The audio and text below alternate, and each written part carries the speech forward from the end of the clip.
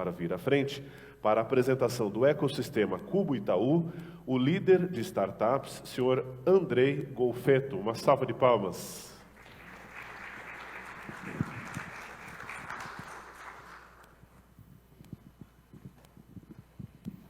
Boa, valeu. Senhor complica, hein? Mas beleza, bom dia, pessoal. Prazer enorme estar aqui falando com vocês. Eu sou o Andrei, lá do Cubo. Agradecer aí o Pavec e o Glauber da Logshare que me chamaram aí para o tema. Acho que tem vários parceiros nossos aqui, startups. Estou vendo a Ana da Flows, Thiago da Wilson aí, viu o Rudinei também da Hidrovias, deve estar por aí também, ali atrás. E vários outros parceiros também. Me pediram para falar um pouquinho mais sobre as necessidades das startups, então eu não vou falar tanto sobre ecossistema, que eu acho que os dois colegas que vieram aqui anteriormente cumpriram muito bem esse objetivo, né? Só para fazer uma introdução, né, eu sempre gosto de definir o ecossistema com esses domínios de um pesquisador de Babson, que é uma das principais universidades empreendedoras do mundo, fica lá em Boston, e ele caracteriza o ecossistema em 6 principais domínios de influência, que são os aspectos políticos, os financeiros, culturais, de suporte, que são todas aquelas organizações de apoio, capital humano, que são os talentos principalmente, e o mercado, que é desde o grau de competitividade, propensão à inovação e uma série de outras coisas também. O que é bacana a gente refletir é que desses fatores existe uma cadeia... Desses fatores, é legal para começar a ilustrar os agentes que existem, né? Aqui tem uma fotinho resumindo, por exemplo, o ecossistema que é o benchmark para todo mundo, né? E é legal que hoje do Brasil, a gente viu vários cases aqui, já tem muitos ecossistemas espalhados, mas esse é um retrato do ecossistema, por exemplo, do Vale do Silício, que junta vários fundos de investimentos, universidades, empresas de tecnologia, os incumbentes, os emergentes, e um capital humano muito denso também, super legal. E desse ecossistema surge uma série de empreendedores, eu gosto de trazer o exemplo aqui central, que é a máfia do PayPal. A máfia do PayPal tem esse apelido carinhosamente, porque foi o grupo de empreendedores e pessoas que participou da fundação do PayPal, que hoje é uma das maiores empresas globais financeiras, e desse grupo saiu o Elon Musk, saiu o Reid Hoffman, que é o fundador do LinkedIn, que foi a maior aquisição do mercado tech que a Microsoft comprou, saiu os japoneses fundadores do YouTube, saiu o fundador de uma das maiores aceleradoras do mundo, que é a 500 Startups, saiu vários outros negócios que não são tão conhecidos no Brasil, mas se alguém já foi para os Estados Unidos, já deve ter usado o Square, Yelp e uma série de outros também.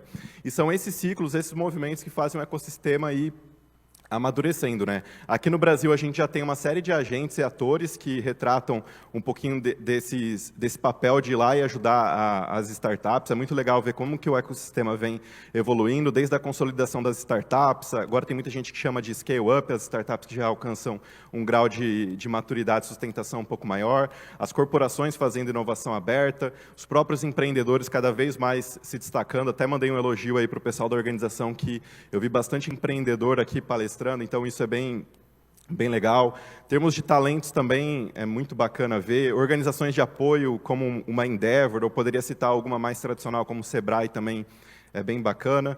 Hubs de inovação, aqui o próprio Cubo também. Incubadoras e parques tecnológicos talvez foram os grandes responsáveis, né, por essa atividade de suporte e apoio ao empreendedorismo. Instituições de ensino que acho que ainda precisam se reinventar muito, mas tem um papel super importante na formação de talentos, aceleradoras, venture builders, coworkings, que muita gente critica, né, a trajetória do WeWork, mas eu gosto assim do case porque o WeWork ele disruptou o mercado, né, ele mudou a dinâmica dos escritórios corporativos. Se fosse num escritório 10 anos atrás, provavelmente você não encontraria o escritório como é hoje, muito porque o efeito da WeWork de mudar ali os padrões de uma indústria que sequer existia e ele criou um novo mercado, né? Então, isso que eu gosto de citar como exemplo de disrupção, apesar dos problemas de gestão que eles tiveram. Fundos de investimentos, investidores anjos, imprensa especializada. Hoje você tem portais segmentados que só cobrem startups no Brasil. Um deles é startups.com.br. Deve ter sido caro esse domínio, mas é um portal legal. Instituições de representação, como a própria Associação Brasileira de Startups. Está vindo novidade aí, até relacionada à logística em termos de órgão de representação, mas não posso dar muito spoiler, o Glauber aí em breve deve contar para todo mundo, a Ana e outros aí também. provedores de serviços, tanto escritórios, agências e tudo mais, e uma série de outros agentes que têm esse objetivo de ajudar as startups no dia a dia, né? Então, só para colocar todo mundo na mesma página, o Cubo, ele basicamente tem esse papel de juntar esses atores e esses fatores do ecossistema em um único lugar e criar essa densidade. Hoje nós temos 390 startups em mais de 14 segmentos, que cobre quase tudo praticamente. São 9 hubs que existem dentro do Cubo, uma série de verticais que vão desde educação, finanças, fintech, healthtech, saúde, logística, varejo, agro, mobilidade, ESG, e o nosso recém-hub lançado também, o Marítimo Portuário, que muitos de vocês já devem ter ouvido falar. Acho que tem empresas aí que são os mantenedores apoiadores que são super ativas aí na agenda de inovação do setor, que estão participando aqui, como o pessoal da Wilson Hidrovias, o Porto do Açu também, e a própria Radix ali. E não poderia destacar também as startups que fazem parte do Hub, vi várias que estão aí, quem está aí levanta a mãozinha aí só para eu ver aí, Ana, Glauber, tem uma lá no fundo que eu não estou vendo, mas está ok também. Mas todo mundo que trabalha no setor tem que conhecer essas startups. Só me mandar uma mensagem no LinkedIn que eu envio o link lá da plataforma do Cubo e envio para vocês. Porque aqui eu vou falar um pouco sobre as necessidades que as startups existem. E o papel de vocês não é só chegar e contratar essa startup como um fornecedor, mas também apoiar, dar visibilidade, indicar para outros colegas de profissão e uma série de coisas também. Aqui tem quase 15 startups que estão ali na ponta da inovação do setor, e são empreendedores muito bons. Eu até me sinto desafiado aqui em palestrar para a Ana, para o Glauber, para outros empreendedores, porque eu brinco que eu mais aprendo com eles do que eu ao contrário também. Mas depois, quem tiver interesse, na nossa plataforma lá do Cubo fica disponível todas elas, só acessar cubo.network/startups, você encontra, mas eu posso mandar no LinkedIn também. E para começar a falar um pouco das necessidades de uma startup, eu gosto sempre de setar o conceito aqui, a diferença de uma startup para uma empresa tradicional, né? Não vou tentar chover muito do molhado, mas eu gosto de trazer dois grandes players dos dois lados da força, um iFood e uma Raia Drogasil. Então, o iFood, enquanto empresa de tecnologia, se ele aumenta ali 100 mil restaurantes dos 300 mil que ele já tem, vai ter um custo marginal muito baixo ali de cloud que ele vai ter. A Raia Drogasil, se ela aumenta essa mesma proporção, dobra a sua quantidade de clientes, provavelmente ela vai ter algum efeito, algum problema de ruptura. Ela vai precisar abrir mais lojas, ela vai precisar abrir mais lugares, vai precisar contratar mais gente. Eu gosto sempre de definir por que uma padaria não é uma startup. Justamente por isso, a padaria, para ela crescer e dobrar, ela minimamente vai precisar de 1/3 a mais de colaboradores, de fornos, matéria-prima e uma série de outras coisas. Uma startup não. Uma startup ela já tem um modelo mais escalável de negócio, ela consegue crescer sem ter esse casamento com os custos e receitas, né? Às vezes eu faço uma analogia brincando que, geralmente, você vê se é startup ou não, se você está enxugando gelo, dificilmente é uma startup, o trabalho não para, é infinito. Tirando ali aquela parte inicial de uma startup, no começo, na jornada de validação, tudo bem você fazer coisas manuais, mas a tendência é que a startup ela encontre esse modelo que tem esse crescimento, que faça como se fosse uma boca do hipopótamo, assim, as receitas e o faturamento, ela descola numa proporção muito maior em relação aos custos e despesas que você tem. Ele se mantém constante, marginal, enquanto a receita e o crescimento dessa empresa vai crescendo também. E aí eu gosto sempre de falar os 5 milagres de uma startup. Geralmente são as áreas fundamentais que uma startup precisa ter no dia a dia. Tem muita buzzword aí, mas é quase mais do mesmo, vou traduzir para ficar bem fácil até. Primeiro dela é o Product Management, que é a arte da gestão de produtos, que envolve toda a parte de tecnologia, design, você montar o produto que resolve uma dor real. E é uma grande necessidade das startups também, essa gestão de produtos. O outro é o Customer Success, que é um jeito gourmet que a galera deu para o nome de atendimento ou pós-venda, mas é basicamente o sucesso do cliente. Então, como você consegue ter esse cliente com você, reter, deixar ele feliz, ele crescer ali na sua conta, comprar mais vezes. O Growth, que é um jeito gourmet para tudo que fala de marketing, vendas e comercial, mas que é bem traduzindo a pé da letra aí, é crescimento, né? Que para a startup é fundamental. No mundo ali das startups, a startup não está crescendo, ela está morrendo, então é uma das áreas mais relevantes. A outra é cultura e pessoas, que aqui, geralmente, que eu brinco onde diferencia aqui o joio do trigo. Chega um momento que, para a startup, ela ter 10, 15, 20 pessoas, ok, todo mundo se conhece, todo mundo está bem alinhado e tal. Mas passa um momento que essa empresa começa a contratar 1, 2 pessoas por dia. E eu já vi muita startup que sai de 30 e no ano vai para 50, vai para 100. E se não tiver bem alinhado a cultura, o perfil ideal de colaborador, os ritos de gestão, não tiver esses fundamentos muito bem definidos, a própria startup acaba morrendo ali na praia porque as coisas não estão bem alinhadas e o time começa um jogar contra o outro também. Isso acontece geralmente quando a startup vai criar a segunda camada de liderança, né? Porque no começo, geralmente, os próprios fundadores estão no dia a dia com os colaboradores, mas chega uma hora que você vai ter que trazer um head vai ter que trazer um product manager, vai ter que trazer um head de CS, um head de growth ou sales, uma pessoa para olhar people também, e aí geralmente começa a ter um descasamento de visão, então é uma das áreas mais importantes. E o outro que é o fundraising, que na tradução literal seria captação de investimento, é basicamente toda a parte relacionada aí a relacionamento com investidores, levantar capital. A indústria de investimento em startups no Brasil tem crescido ano após ano. Ano passado, a gente alcançou um valor investido em startups de quase 10 bilhões de dólares. Isso foi 3 vezes mais do que foi investido em 2020, para vocês terem um parâmetro, esse marco de 2021 que a gente teve. Apesar desse ano estar tendo uma certa recessão e desinvestimento, é um desinvestimento muito em empresas maiores de tecnologia, aquelas scale-ups ou as empresas do growth stage, que a gente chama, né? Um iFood da vida, por exemplo, uma Loft, todas essas não estão conseguindo receber investimentos, porque tem um fator macroeconômico que as empresas de capital aberto influenciam nos valuations delas, mais direto, mas ali na base da pirâmide, no que a gente chama de early stage, ainda tem muito capital disponível. E esse fenômeno acontece porque no Brasil surgiram várias categorias de investimentos novos. Você tem muitos grupos de investidores anjos que surgiram, como um GV Angels, FEA Angels, Poly Angels, Insper Angels e uma série de outras. Você vê muitas pessoas passando a investir em startups, em vez de comprar um imóvel, um carro, alguma coisa, coloca lá um dinheirinho para investir em uma. Também não precisa ter muito dinheiro para investir em startups, se você conhecer bem a tese, tiver alguma coisa ali também. Surgiram muitas empresas investindo em startups, que é o chamado Corporate Venture Capital, que geralmente são quando as empresas formam os fundos de investimento para fazer os investimentos. E é muito legal ver o quanto que o Corporate Venture Capital emergiu nos últimos anos. Hoje ele já representa quase 25% do valor total investido em startups, vem de grandes empresas. Então essa com certeza vai ser uma tendência que vai acontecer. Tirando a Amazon, todas as outras grandes empresas de tecnologia, a Amazon ela compra mais, o Google, a Apple, a Microsoft, todas elas têm os fundos de investimentos mais ativos em startups, por exemplo. Então, fundraising é uma das ciências mais relevantes na jornada de uma startup também. Eu brinco que é quase que a reinvenção do P&D, porque tem muita gente que fala, pô, mas a startup foi lá, levantou milhões e não conseguiu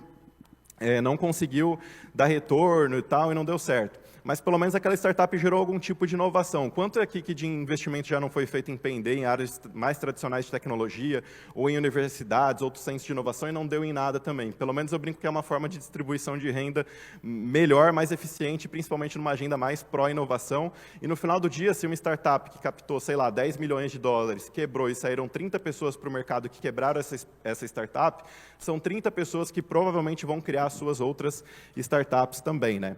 Então, aqui eu trouxe um pouco destrinchado de cada um desses pilares, né? Em termos de produto, as startups sempre têm 4 desafios. O primeiro é validar o risco daquele negócio, se as pessoas estão interessadas e querem. O segundo é a usabilidade, se a startup consegue resolver aquele problema mesmo, porque às vezes tem alguma solução que ela não cumpre a dor ali real do cliente, ou o que o pessoal chama do job to be done. O outro é a viabilidade, então, às vezes, não é viável a startup construir aquilo, né? Então, ela tem que mitigar esse risco. Sei lá, uma solução de teletransporte ainda não existe. Então, tem coisas que ainda não são possíveis e factíveis de fazer.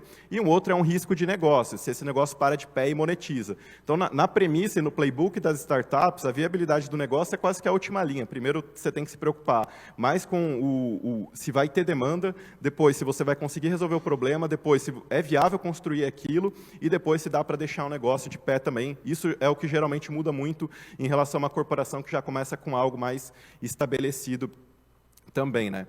Aqui é meio que, eu gosto muito disso daqui, porque no mercado tradicional as pessoas falam muito de funil de vendas, né? Eu sempre gosto de tratar mais como uma ampulheta. Isso daqui é quase meio que as disciplinas ali de Growth e Customer Success, que é basicamente Growth de crescimento. Como é que você faz para atrair os clientes? É muito legal ver as startups discutindo as formas, os canais de aquisição, geralmente elas chamam. Se vai ser inside sales, força de venda dentro de casa, se vai ser mídia paga, geralmente com algum Facebook Ads, Google Ads, etc. Se vai ser via marketing de influência, com influenciadores, eventos, tem uma série de canais de aquisição para a startup testar. A partir do momento que ela adquiriu esse cliente, ela tem que manter ele, e aí vem um pouco dessa disciplina do Customer Success. Como é que você retém um cliente? É o cliente usando, alcançando o objetivo dele, é o cliente ficando satisfeito, e aí vem a parte mais legal de Grow Customers, né? Porque esse framework aqui, ele fala de Get, Keep and Grow Customers. O Grow Customers é como que você faz os seus clientes gostarem tanto que eles vão comprar mais vezes, vão comprar para um ticket maior e eles vão te indicar para outros clientes ali também, né? Que são os referrals, por exemplo. Então, eu gosto muito de usar esse framework aqui para quando vai falar de Growth, CS, produto para uma startup também. A parte super legal de talentos é que a maioria usa muito o conceito também de máquina de vendas, é muito similar. Até compartilhei no grupo dos founders esse e-book que eu usei para... Eu tirei uns prints do e-book para botar aqui no PPT, né, de como você pode fazer uma máquina de talentos. E segue mesmo o princípio, parte do zero da cultura, depois da cultura, como é que você atrai essas pessoas para trabalhar numa startup, e geralmente, startup para profissionais de mercado tem um desafio ainda em marca empregadora. Hoje, se você for numa universidade das top brasileiras, você perguntar onde as pessoas querem trabalhar, provavelmente elas vão falar numa startup e no mercado de tecnologia em geral. Já para o mercado corporativo, não vai ser esse ali o top of mind também. Então, startups ainda têm um desafio de atração de talentos. O Keep é como você mantém essas pessoas dentro da organização, né, engajadas e crescendo. Depois, como é que você faz para essas empresas crescerem? E a última engrenagem ali da máquina de talentos, que é basicamente a liderança, que tem um papel super importante no dia a dia para as startups. Falando um pouquinho agora sobre investimentos de startups no Brasil, esse é o ecossistema de startups atualizado, esse estudo saiu agora em agosto, de todas as jornadas e estágios que uma startup tem, passando por aceleradoras, investidores anjos, o pré-seed, que é quase que aquela fase pré-operacional. Na verdade, anjo, todo esse começo de aceleradoras a seed, pode ser tratado como um early stage do Brasil, e Series A muitas vezes também, né? Mas isso daqui você já vê, no mínimo, aí 200 instituições e organizações formais que investem em startups no Brasil. A grande diferença entre elas é que, geralmente, o pré-seed você coloca quando o produto ainda não está no ar, o seed é quando você já está com o produto ali, está testando seus canais de aquisição, formando o time, crescendo, e a partir do Series A, geralmente a startup já passou de 30 a 50 colaboradores, já tem um produto consolidado no mercado, está pensando em criar mais um novo produto adjacente também, já tem uma retenção, que é uma das premissas maior para uma startup decolar, ela tem uma alta retenção de clientes também, e Series B em diante, no Brasil, a gente não tem tanto investimento pós-Series B, que são organizações já mais maduras e tecnológicas. Muita gente fala que é quando se torna uma scale-up de fato, mas aí, internacionalmente, a gente tem muitos investidores que investem em startups. E aí, todo ponto ruim é uma oportunidade, né? No final do dia, depende do seu ponto de vista. Mas o que é bacana, né? Tem muito fundo internacional que investe no Brasil, porque na largada, só do câmbio ali, que a gente tem da conversão do real para o dólar, as rodadas são muito diferentes. Então, por exemplo, um seed no Brasil, uma startup captar 5 milhões de reais no seed, o pessoal vai achar que é um bom valor. 5 milhões de dólares no mercado americano com fundos de lá vai ser um bom pre-seed, assim, o pessoal não vai achar muita coisa. Um seed bom lá vai ser uns 10 milhões de dólares, que aqui no Brasil automaticamente já vai ser uns 50 milhões de reais. Eu já vi muita startup aqui captando, por exemplo, anunciando para o mercado, captou um Series B de 50 milhões de reais, quando em relação ao mercado americano é quase 5 vezes menor no default ali também. Então, isso acontece bastante. Aqui tem uns motivos do porquê a startup não captou investimento, tem muita coisa, né? Mas geralmente é porque não tem fit com a tese do investidor, a introdução fria não conhecia, ou a startup é um negócio mais tradicional, ou a tecnologia da startup é terceirizada, usa uma software house, o time está faltando alguma coisa, ou não tem track record, né, histórias e resultados para contar. O cap table, que é a estrutura societária da startup, está comprometido e geralmente em toda rodada a startup faz diluição da sociedade, né? O investidor entra geralmente ali na média de 5, 10, 15, 20% de equity. Muitas vezes a startup não tem esse conhecimento que ela precisa ter o cap table preservado, vai fazer uma rodada com anjo, aí uma pessoa fala, pô, eu quero pegar 30% dessa startup, acha que está arrasando, mas vai prejudicar as próximas rodadas lá também. O mercado ser muito pequeno, então não tem oportunidade de ser grande, produto ser ruim, falta de preparação, falta de química, que é relacionamento. Falta de química parece até besteira, né? Mas saiu um estudo do TechCrunch, que é um portal americano que cobre startups. O fator número 1 de decisão entre um investidor escolher investir numa startup é a química e o relacionamento que ele cria com aqueles empreendedores. Então, isso até é validado, por isso que tem.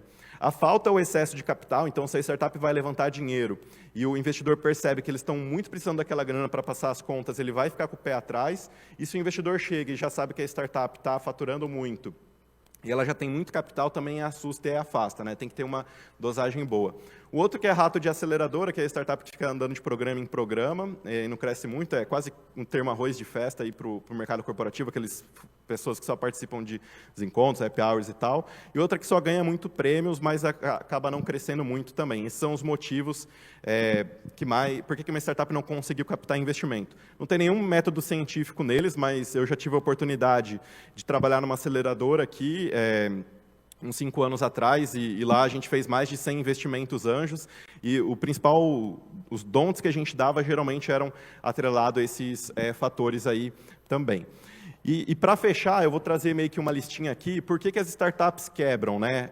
Esse daqui é um artigo super reconhecido no mercado, chama Why Startups Fail, do CB Insights. Ele traz os 13 principais, acho que 12 principais motivos por que uma startup deu errado. O primeiro deles é porque acabou o dinheiro, não conseguiu captar dinheiro.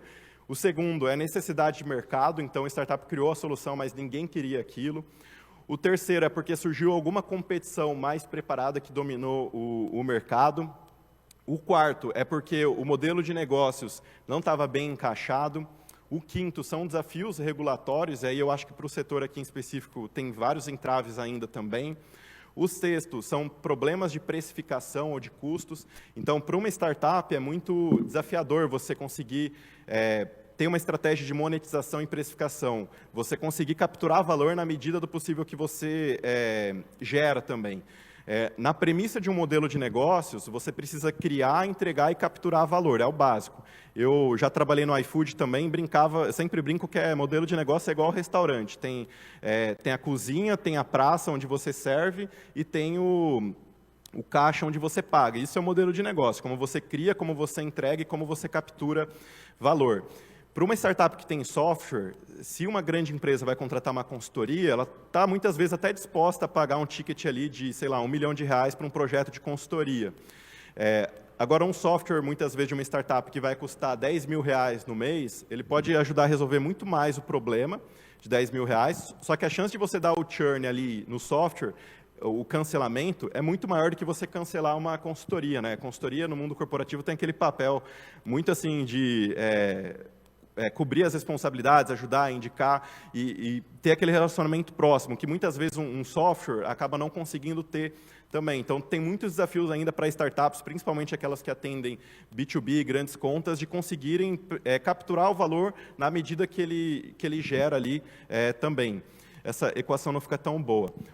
O sétimo aspecto é não ter o time certo, então o time, até eu brinco, é a coisa mais importante. Qualquer time ruim, qualquer time bom consegue explorar um mercado ruim, mas um time ruim não consegue explorar um mercado bom. Então o time é fundamental, principalmente pensando times que tenham aquelas competências dos 5 milagres da startup, né? A gestão de produtos, o sucesso do cliente, o time e cultura, que é uma outra competência importante, o capital, investimento, né, e capital e crescimento em geral. O outro é o produto fora do time, né? Então tem isso também. Você tem vários cases de insucesso no mercado que o produto foi lançado, mas ainda não era o time, o mercado, o comportamento do consumidor não era condizente com aquela necessidade. Produto ruim, a gente já falou aqui também sobre produto que não resolve o problema, as pessoas não usam ou não têm retenção. Algum desalinhamento entre o time e investidores, isso acontece bastante, porque chega em um dado momento que cada um pode querer ir para um certo lado. O pivô, né, que é aquele ato, vem do basquete, né, como é um termo americano, do jogador de basquete que mudou de direção. Geralmente, startup, na sua jornada, ela faz algum pivô, que é essa mudança de estratégia.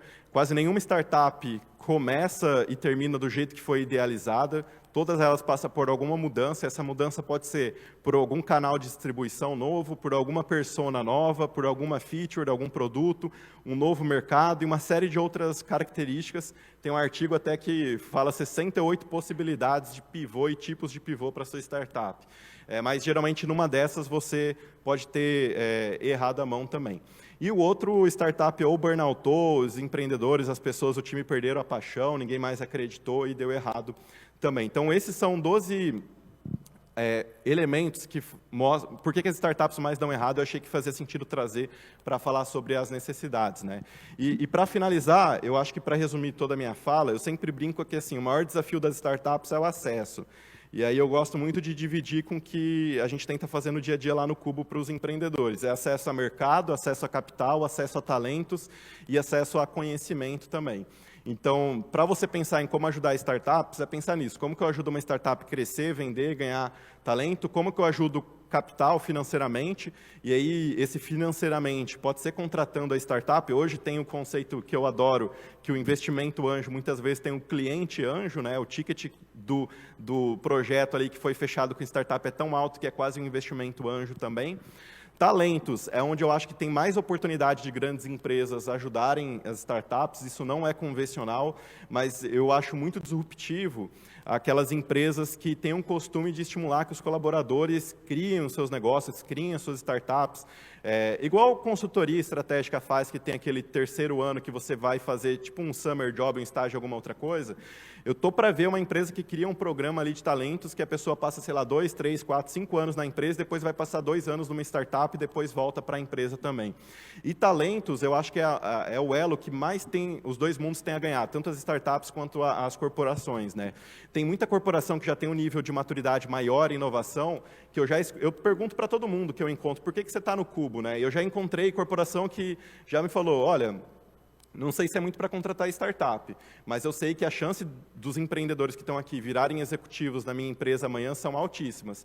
E eu sei que também é muito melhor eu pegar um colaborador que está infeliz na minha empresa e botar numa startup aqui e eu já ter o canal aberto com ele, do que eu ao contrário. Então, essa é a visão. O pilar talentos, assim, eu acho que é o que mais tem a ser explorado ainda no ecossistema brasileiro. E conhecimento, graças a Deus, já está virando commodity. Tudo isso que eu falei aqui, se eu fosse palestrar num público só de startupeiros e empreendedores, o pessoal ia até dormir, achar que já ouviu falar tudo, mas já tem muita coisa acessível hoje para ajudar o ecossistema também.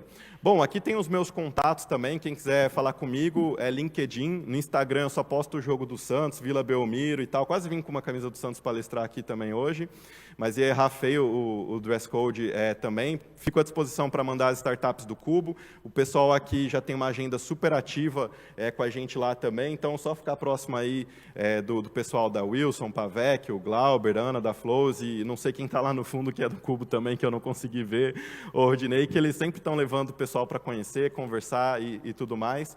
E no final do dia, o nosso trabalho é dar protagonismo para eles também. Então, obrigado, pessoal.